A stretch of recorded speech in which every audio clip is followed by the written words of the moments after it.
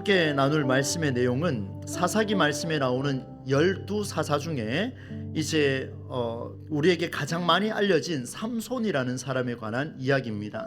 이제 몇 주 동안 좀 살펴볼 텐데 내용이 굉장히 길어요. 그래서 조목조목 조금 나누어서 살펴보도록 하겠습니다. 13장부터 16장까지 총 4장에 걸쳐서 삼손의 이야기를 다루고 있고요. 이 말씀을 아마 여러분도 다 기억하실 거예요. 저도 어린 시절부터 삼손 이야기는 해마다 들어왔던 이야기고, 삼손의 이 머리털 하나, 이 이야기는 가슴에 새겨질 정도로 많이 들어왔던 그런 메시지입니다. 그런데 이 메시지를 여러분도 앞으로 한 3, 4주 좀 더 걸릴 것 같은데요, 이 기간 동안 삼손의 이야기를 많이 한번 회상을 해보십시오. 그때 이런 이야기를 들었구나, 또 이 말씀이 이렇게도 해석이 될 수 있네, 하나님이 오늘 우리 시대에 우리가 살아가는 이 두 발을 내디딘 이 시대에 어떻게 재해석되어서 적용할 수 있는지를 말씀을 통해서 찾아보려고 합니다. 그래서 여러분 많이 회상을 하시면서 또 이 성경이 오늘 우리 시대에 어떻게 해석되는지를 한번 보시면 좋겠습니다. 여러분, 우리가 앞에 살펴봤던 것처럼 사사 입단과 엘론, 압돈의 시대를 지나면서 이스라엘 자손들의 삶은 이전보다 훨씬 더 평온해졌습니다. 다른 말로 이야기하면 좋아졌습니다. 평안해졌습니다. 그런데 오늘 1절 말씀에 보니까 이스라엘 자손이 다시 주님께서 보는 앞에서 악한 일을 저질렀습니다. 참 말도 이렇게 안 듣습니다. 그죠? 이렇게 은혜를 베풀어 주고 나면은 말을 잘 들어야 되는데 그렇지 아니하고 또다시 악한 일을 저지르는 모습이 있었습니다. 그래서일까요? 하나님은 또 같은 방법을 사용을 하시는데, 주를 믿는다라고 말하면서 이면에는 이 믿음의 삶을 거부하고 있는 이스라엘 자손을 향하여서 다시 방치하는 그 모습을 취하고 계십니다. 그때 이스라엘을 삼키려고 틈만 찾고 있던 블레셋이라는 민족이 쳐들어오게 되죠. 그리고 이 블레셋 민족을 통해서 이스라엘 자손은 무려 40년 동안 고생하게 됩니다. 40년 동안 고생하죠.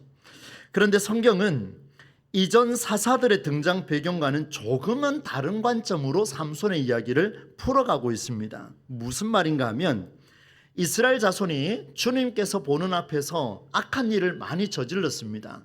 그리고 하나님이 방치하셨더니만 주변의 민족이 쳐들어와서 괴로움을 겪게 돼요. 몇 년, 몇십 년 이렇게 고생을 하게 되는데, 그때 이스라엘 자손이 하나님께 두 손 들고 간절하게 기도합니다. 부르짖습니다. 뭐라고 하냐면, 하나님이여, 우리의 죄악을 용서하여 주옵소서, 우리를 불쌍히 여겨주시고 살려주십시오. 제가 이제 조금 풀어서 말씀을 드렸습니다마는 이스라엘 자손은 이렇게 강하게 부르짖습니다. 그리고 난 뒤에 하나님이 들으시고 누구를 보내주냐면 그 시대에 가장 합당한 사람 사사를 세워주셨습니다. 그런데 오늘 이 삼손의 이야기는요, 조금 독특합니다. 그런 배경이 없습니다. 삼손의 이야기는 이스라엘 전체의 고통을 1절에서 말하고 있지만, 그러나 그 다음 구절부터 계속해서 등장하는 내용은 어떤 내용이냐면, 삼손이라고 하는 한 개인의 등장과 또 이방 땅 블레셋 사람 여성과의 관계, 바로 이 삼손이라는 사람과 블레셋 땅에 있는 이방 여인과의 관계 속에서 이스라엘의 문제를 풀어가고 있는 이 장면이 오늘 본문에 등장을 하고 있습니다.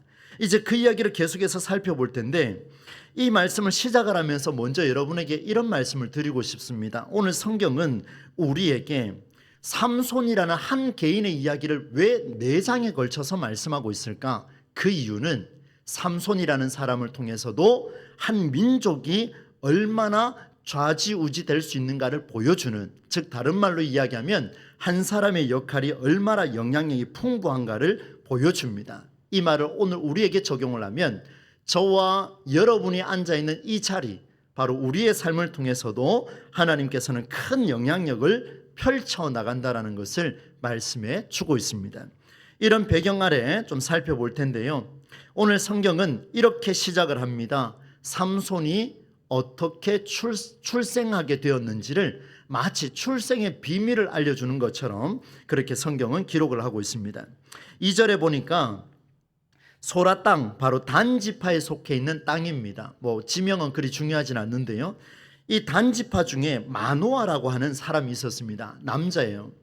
이 남자에게 아내가 있는데 그 아내가 출산을 하지 못합니다. 잉태하지 못해요. 시간을 많이 기다렸지만 잉태하지 못하는 그 모습이 있는데, 그때 시간이 많이 흘렀을까요? 여호와의 사자가 이 여인에게 나타났습니다. 찾아와서 아주 상세한 이야기를 풀어주는데, 뭐라고 풀어주냐면 여러분 3절로 5절까지 말씀입니다. 한번 같이 한번 읽어보겠습니다. 3절로 5절입니다. 시작. 여호와의 사자가 그 여인에게 나타나서 그에게 이르시되, 보라, 네가 본래 임신하지 못함으로 출산하지 못하였으나 이제 임신하지 못해서 출산하지 못했는데 이제 어떻게 된답니까? 임신하여 아들을 낳을 것이다. 엄청난 복의 메시지가 등장을 하죠. 그런데 이 아이가 태어나면은 이 아이를 낳기 위한 과정을 어떻게 설명하냐면 4절과 5절 말씀인데요. 이 말씀도 같이 읽습니다. 시작. 그러므로 너는 삼가 포도주와 독주를 마시지 말며 어떤 부정한 것도 먹지 말지니라. 보라, 네가 임신하여 아들을 낳으리니 그의 머리 위에 삭도를 대지 말라. 이 아이는 태에서 나옴으로부터 하나님께 바쳐진 나실인이 됨이라. 그가 블레셋 사람의 손에서 이스라엘을 구원하기 시작하니라 하시니. 아들을 낳을 것이다. 하나님께서 천사를 보내셔서 이 여인에게 말씀해 주셨습니다. 얼마나 간절한 이 기도 제목이 응답을 받는 순간입니까? 그런데 이 아이를 낳는 과정까지 너는 삼가 포도주와 독주를 마시지 말라. 그리고 부정한 것은 만지지 말라. 그리고 아들을 낳으면 그 아들에게 그의 머리에 손대지 말라. 왜? 이 아이는 모태에서부터 태어나면서부터 어떤 사람이라고요? 하나님께 바쳐진 세 글자로 나실인, 이렇게 표현을 했습니다. 구별됐다는 이야기죠. 하나님께 바쳐진 사람이었습니다. 이 여인이요, 이 이야기를 듣고 난 뒤에 액션을 취하는데요. 어떤 액션을 취하냐면 너무나 놀라가지고 남편을 찾아갑니다. 그리고 그 남편에게 이렇게 말합니다. 내가 어떤 사람을 만났는데 그 사람의 얼굴을 보니까 하나님의 천사 같더라. 너무 두려워서 내가 이름도 묻지 못했습니다. 근데 신기하죠. 그분도 나의 이름을 묻지 않았습니다. 막 급박하게 지나갔다라는 것을 이야기하면서 세 가지를 이야기를 했습니다. 아들을 낳을 것인데 너는 포도주와 독한 술을 마시지 말고 부정한 것은 어떤 것도 먹어서는 안 된다. 아이는 모태에서부터 죽는 날까지 하나님께 바쳐진 나실인이라고 말해 주었습니다. 남편에게 미주알 고주알 다 이야기를 해준 거예요. 근데요, 놀란 건 남편도 똑같습니다. 남편도 얼마나 놀랐는지요. 이 아이를 얼마나 기다렸는지 남편도 많이 놀랍니다. 그래서 이 여인과 좀 다르게 남편은 조금 더 신앙적으로 대처를 합니다. 마음을 가다듬고 진지하게 마노아라고 하는 이 남성은요, 주님께 기도합니다. 그래, 8절 말씀에 보면 이렇게 기록을 하고 있어요. 여러분 8절 한번 보시겠습니까? 마노아가 여호와께 기도하여 이르되, 그 다음에 뭐라고 기도합니까? 함께 읽습니다. 시작. 주여 구하옵나니 주께서 보내셨던 하나님의 사람을 우리에게 다시 오게 하사 우리가 그 낳을 아이에게 어떻게 행할지를 우리에게 가르치게 하소서 하니. 이렇게 이제 이야기를 합니다. 여러분 한번 보십시오. 이 굉장히 신앙이 있는 사람이 지금 마노아의 모습에서 드러나고 있습니다.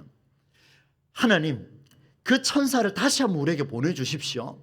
그 자리에서 우리가 답을 못했으니까 한 번만 더 보내주시면 그 태어날 아이에게 어떻게 해야 할지를 내가 한번 물어보겠습니다. 그때 좀 가르쳐 주세요. 이렇게 이제 이야기를 했습니다. 근데 놀랍게도요, 하나님은 기도에 응답을 합니다. 기도 응답을 하시는데 어떻게 응답을 하냐면 9절 말씀으로 넘어가는데요. 이 마노아가 기도를 올렸는데 주님의 천사는 마노아에게 안 나타나고 누구에게 나타나는지를 한번 보겠습니다. 중요한데요. 9절 말씀도 같이 한번 읽어봅니다. 시작. 하나님이 마노아의 목소리를 들으시니라. 여인이 밭에 앉았을 때에 하나님의 사자가 다시 그에게 임하였으나 그의 남편 마노아는 함께 있지 아니한지라. 지금 잘 보셔야 돼요, 여러분. 이 관계를 잘 보셔야 됩니다. 여인이 여호와의 사자를 딱 만나고요, 너무 감격이 돼서 남편에게 달려갔습니다. 그리고 남편에게 다 이야기를 해줬어요. 근데 이 남편이 하나님 앞에 기도하죠. 응답해 주십시오. 한 번만 더 보내주십시오 했더니만 그 마노아의 기도를 응답해 받으셨는데 누구를 찾아갔냐면 이 여인을 찾아가요. 여호와의 사자가. 지금 순환적으로 계속 돌고 있지 않습니까? 이 이야기를 여러분 머릿속에 넣어두셔야 됩니다. 여러분 여기에서 첫 번째 우리의 성경적인 재해석 작업을 할 텐데요, 여인의 자세를 잘 보면 우리가 만날 수가 있습니다. 여인을 잘 보시겠습니까? 다시 한번 말씀을 드립니다. 이제는 임신하여 아들을 낳을 것이라는 메시지를 남편이 들었습니까? 여인이 들었습니까? 여인이 들었습니다. 포도주와 술을 마시지 말고 부정한 것을 먹지 말라는 말씀은 남편 마노아가 들었습니까? 아내인 이 여인이 들었습니까? 여인이 들었습니다. 그러나 여인은 너무 두려워서 남편에게 알렸고, 천사를 통해 주신 하나님 말씀이 너무 두려워서 이 여인은 어떤 응답도 하지 않는 그 모습이 오늘 본문에 나타나고 있습니다. 잘 보십시오. 직접 하나님의 말씀을 들었습니다. 그런데 그 말씀에 대한 응답은 내가 어떻게 하겠습니다? 이것이 무슨 뜻입니까? Why? 이런 질문조차도 하지 않는 그 모습이 오늘 본문에 등장을 하고 있습니다. 남편이 기도했지만 주님의 천사는 기도한 그 당사자를 찾아가지 않고 다시금 누구를 찾아가냐면 여인을 찾아갔습니다. 하나님은 여인에게 주셨던 그 말씀에 남편이 응답하는 게 아니라 여인이 직접 응답하기를 기다리고 계십니다. 말씀에 대한 응답은 남편이 아내처럼 배우자가 하는 게 아니라는 거, 여러분 오늘 한번 기억을 해 두시기를 바랍니다. 여러분 말씀을 들을 때에 말씀의 감동이 밀려올 때가 굉장히 있습니다. 기도할 때에 잠잠히 하나님께서 나에게 무슨 말씀을 하실지 한국어로 들릴 때도 있고 그렇지 않을 때도 있고 마음 심중에 하나님께서 우리에게 주시는 그 감동이 있을 때가 있습니다. 그런데 이게 무슨 뜻이지요?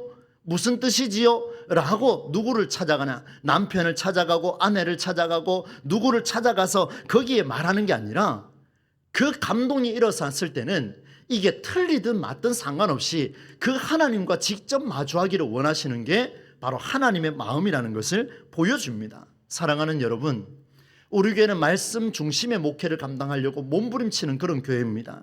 여러분 말씀이 주어졌을 때 그 말씀을 통해 내게 감동이 일어나면요, 옆에 볼 겨를이 없습니다. 누구를 쫓아가서 내가 이런 이야기 들었는데 그거 맞습니까? 물어볼 겨를이 없습니다.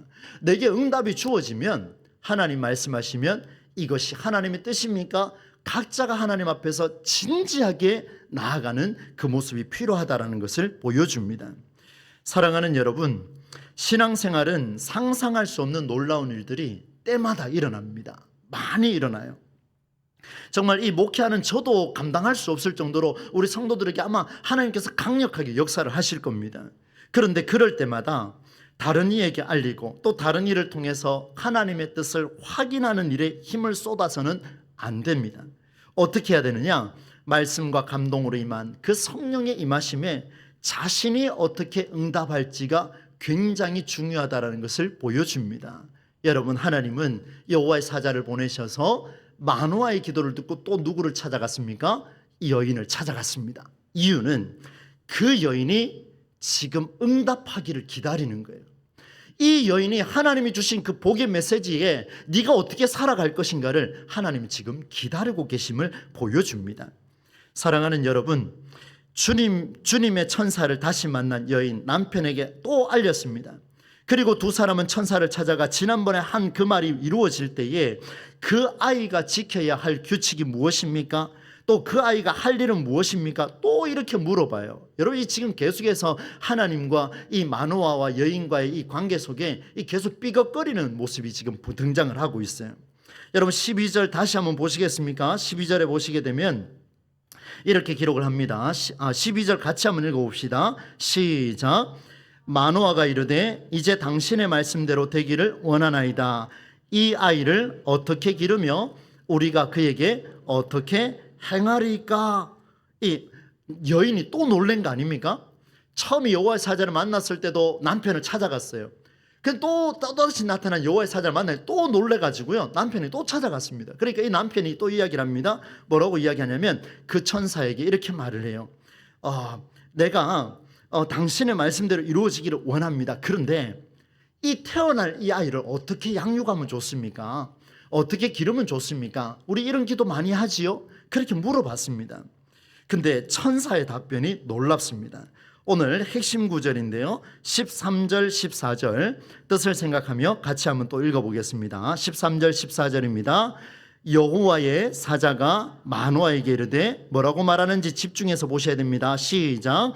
내가 여인에게 말한 것들을 그가 다 삼가서 포도나무의 소산을 먹지 말며 포도주와 독주를 마시지 말며 어떤 부정한 것도 먹지 말고 내가 그에게 명령한 것은 다 지킬 것이니라 하니라. 아멘. 마지막에는 이렇게 이야기합니다. I told her exactly 이렇게 표현하고 있습니다. What to do? 네가 원하는, 하고자 하는 무엇이든지 내가 이미 그 여인에게 명확하게 이야기했다. 정확하게 이야기했다. 한치의 오차도 없이 내가 그 여인에게 이미 말했다. 이렇게 주님께서 말씀을 하고 있습니다. 여러분, 굉장히 좀 독특하지 않습니까? 지금 이 출생의 비밀이 뭐가 그렇게 크길래 이렇게까지 말씀을 하고 있을까요? 저는 이 말씀을 보면서 많이 왔다 갔다 했습니다. 이게 누구 말인가? 또 하나님 또 왜 찾아가시지? 이게 계속해서 순환적으로 돌고 있는데 하나씩 하나씩 정리하는 순간 놀라운 사실을 발견하게 되었습니다. 여기서 우리가 확인할 내용이 있는데요. 천사로부터 여인이 들었던 내용, 아까 말씀드렸죠. 그리고 여인이 남편에게 전했던 내용, 그리고 천사가 다시 남편에게 말한 내용을 한번 비교해 보겠습니다. 여러분, 지금까지 제가 설명했던 내용들을 머릿속에 한번 그려보십시오. 천사가 여인에게 나타났습니다. 네가 이제 임신하여 아들을 낳을 것이다. 얼마나 기쁜 소식입니까? 그런데 조건이 있다. 조건이 있다. 너는 포도주나 독한 술을 마시지 말고, 두 번째, 부정한 것을 먹지도 말라, 만지지도 말라, 이렇게 표현했습니다. 그리고 세 번째가 뭐냐면요, 아들의 머리에 삭도를 대지 말라, 면도칼을 대지 말라. 세 번역은 그렇게 기록하고 있습니다. 그 이유가 모태에서부터 하나님께 바쳐진 나실인이다. 자, 다시 한번 여러분 한번 떠올려 보십시오. 첫 번째 하지 말라는 게 뭐였습니까? 포도주와 독주를 마시지 말라. 두 번째는요, 부정한 것을 먹지 말라. 세 번째는 그 아이에게 머리에 삭도를 대지 말라, 이발시키지 말라, 이 이야기입니다. 이 세 가지를 이야기를 했어요. 그런데 이 여인이 두려워 나머지 남편을 찾아가서 이 기쁜 소식을 전하는데요, 이렇게 이야기합니다.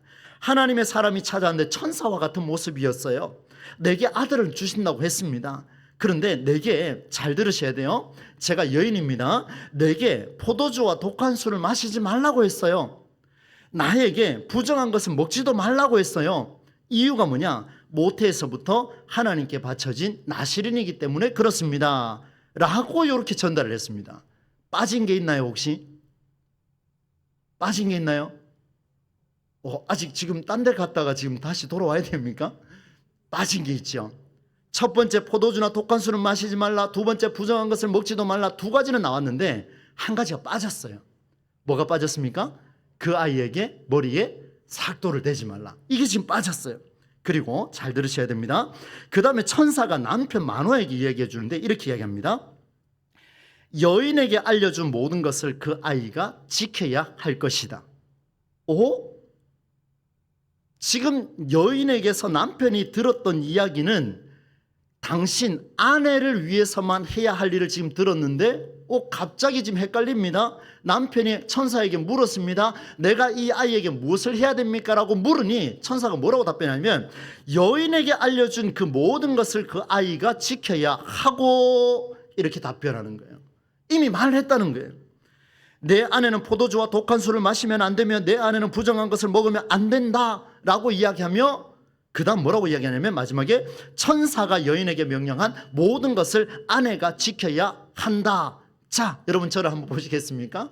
이제 조금 질문 하나 드리려고 합니다. 여러분, 지금 천사가, 여호와의 사자가 남편 마노아에게 이야기해 줄 때 한 가지가 빠진 것 같습니다. 뭐가 빠진 것 같습니까?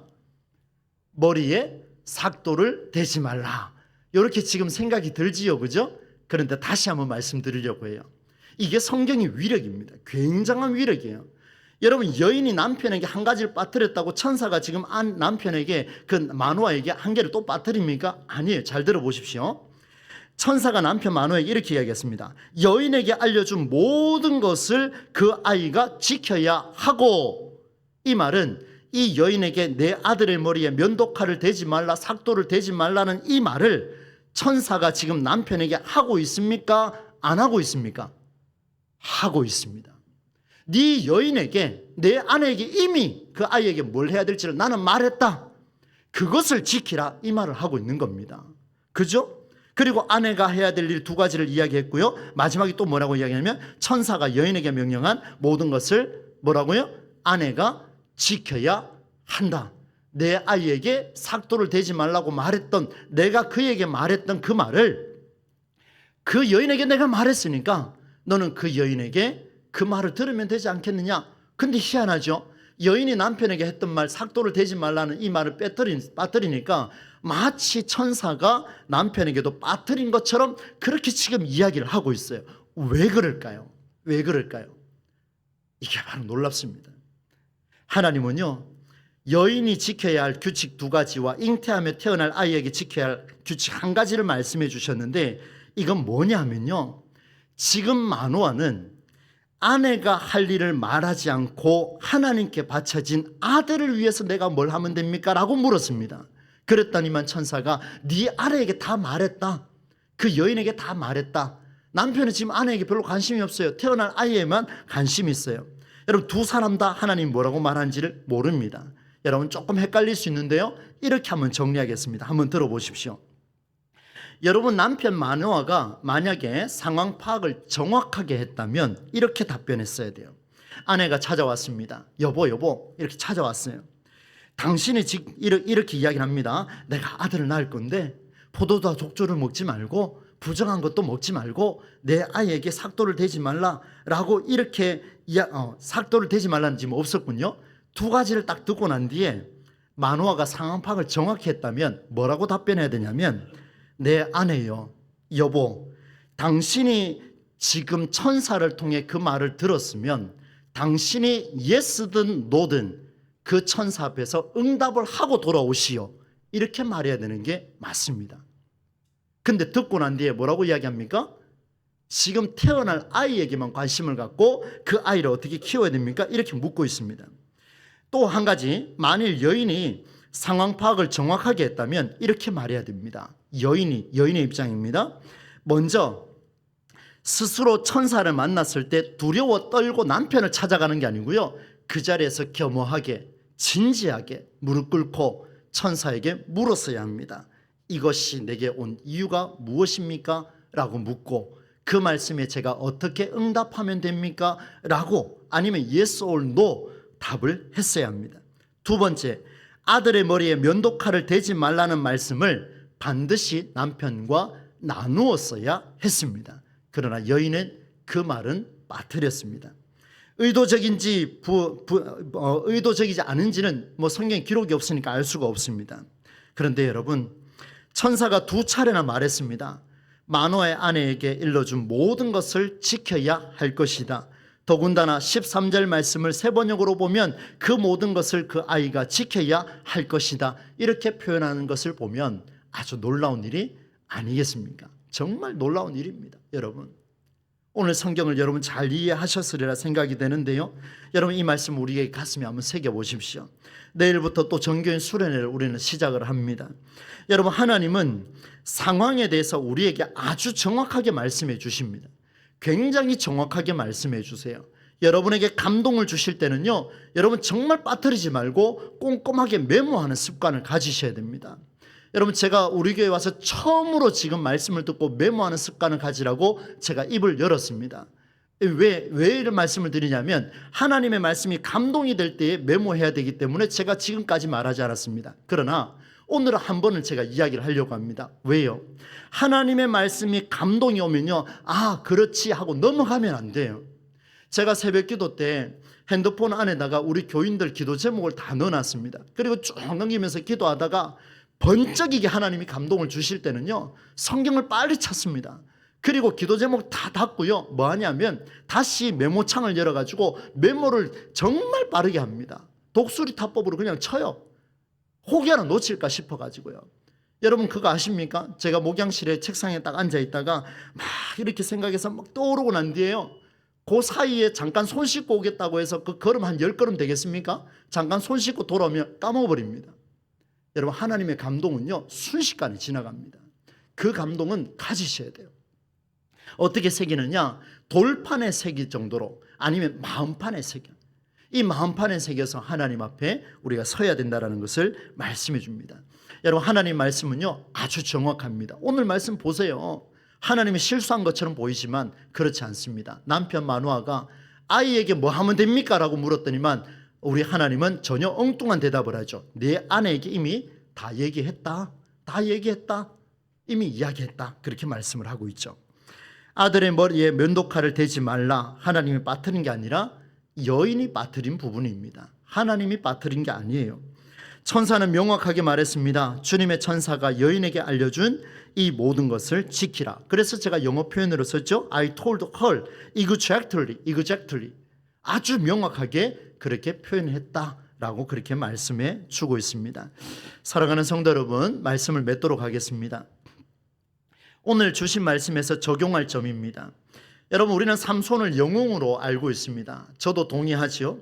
영웅의 시작을 알리려는 출생의 비밀, 여러분 그 노래도 있습니다. 한국사에 나오는 마치 알에서 깨어난 혁것에, 뭐 아마 많이 들어보셨을 것 같은데, 그 알에서 태어난 그 위인을 보여주려고 삼손의 이야기를 지금 출생의 비밀을 이렇게 열어놨을까? 그거 아닙니다. 여러분 하나님이 임하셔서 내가 너를 택하셨다, 이것도 아니에요. 그 안에서 지금 이 말씀을 받아들이고 여호와의 사자가 나타났을 때 말씀하신 그 말씀을 그 당사자가 얼마나 귀하게 여기는가, 그 말씀 하나를 얼마나 보화처럼 여기는가, 그 말씀 하나를 두려워 떨리면 하나님 앞에 무릎 꿇고 그 말씀에 누가 응답해야 되는가를 보여주는 게 오늘 본문의 메시지입니다. 귀한 아들이 나오기까지 하나님 앞에 선 부모의 삶의 태도가 얼마나 중요한지, 부모의 자세가, 그 할아버지 할머니의 자세가 얼마나 중요한지를 보여줍니다. 여러분 저는 어린 시절부터 이런 이야기를 참 많이 들었습니다. 내가 기도하고 응답받았으니 네가 하나님 앞에 잘 서면 된다, 이런 이야기를 많이 들었습니다. 세뇌 교육을 너무 잘 받아가지고요 목사까지 됐습니다. 잘했지요? 근데 한 번씩 웃으면 좋겠는데 너무 신중하게 저를 보시면 제가 당황스러울 때가 있습니다. 여러분 정말 진심입니다. 그 말을 많이 들었어요. 제가 너는 주의 일을 해라, 하나님 너의 일을 책임질 것이다. 그냥 세뇌교육처럼 계속 들어왔어요. 그냥 계속 들었어요. 그러니까 이름도 성수라고 지어놓으니까 거룩할 성자, 지킬 숫자, 막 거룩하게 안 지키면 뭔가 다칠 것 같고, 예배 안 드리고 교회 안 오면요 오다가 막 넘어질 것 같고, 그런 게 한두 번이 아니에요. 여러분 제가 그 말씀 한번 드린 적이 있습니다. 불로교회에서 제가 어린 시절에 할머니 집에 갔다가 하루 제가 주일을 빠뜨린 적이 제가 지금 어렴풋하게 기억이 나는데요. 그때 제가 얼마나 마음이 힘들었는지 아십니까? 하나님이 노하실까 봐. 그 정도로 제가 세뇌교육을 받았는데요.